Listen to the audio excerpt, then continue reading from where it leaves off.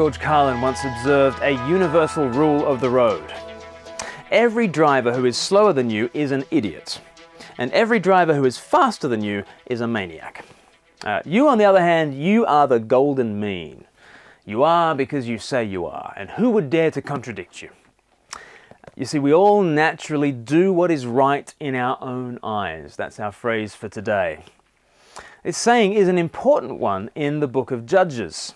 The first 16 chapters of the book of Judges describe the 13 judges who ruled Israel in between Joshua and Saul. There is a cycle in the book, in these chapters. There is oppression from foreign rulers, then there's prayer to God for a deliverer, then there's the raising up of a judge, then there's a generation or so of peace, and then a fall back into sin and oppression. And the cycle is repeated again and again and again. And these little rulers, these miniature portraits of Christ, like Samson, who we thought of yesterday, these little judges, these little portraits of Christ, give a foretaste of the righteous rule of King Messiah.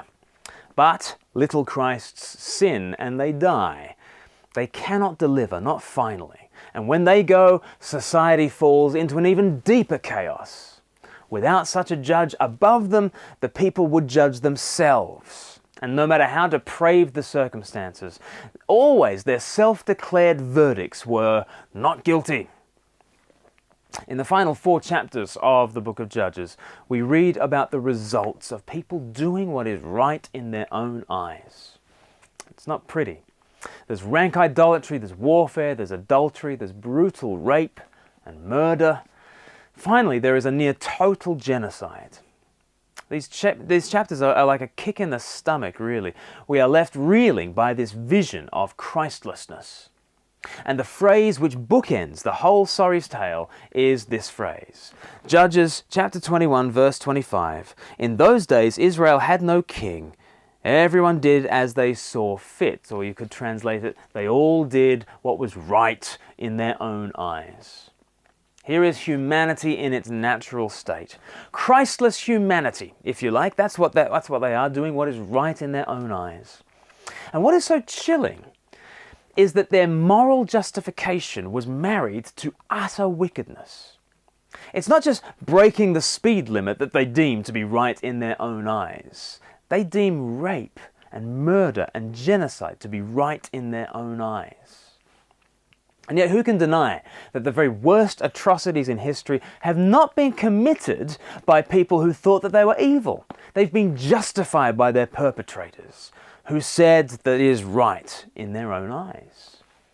You see, sin does not make us more likely to confess our guilt, it makes us less likely to confess our guilt, which means that sin and self-righteousness go together hand in hand. We're always justifying ourselves. And it's not just the monsters of history that justify themselves, it's me. I have an incredible capacity for self-righteousness. And that capacity is not dampened by my sin, it's actually inflamed by my sin. When I don't turn to Christ with my sin, the more that I sin, the less likely I am to face my badness. And instead, I just dwell in the basement and I declare that all that I do is right in my own eyes. What is the solution? Well, we need a judge who is above us to pass an objective verdict. The question is, how could that verdict ever be favorable given what we're like? Well, this judge would have to take our well-deserved judgment on himself rather than dispense it. Rather than crush us, he would have to be like Samson and be crushed for our deliverance. He would have to shine his light upon us without condemning us. He'd have to be a judge who befriends even the guilty. A judge who justifies the wicked.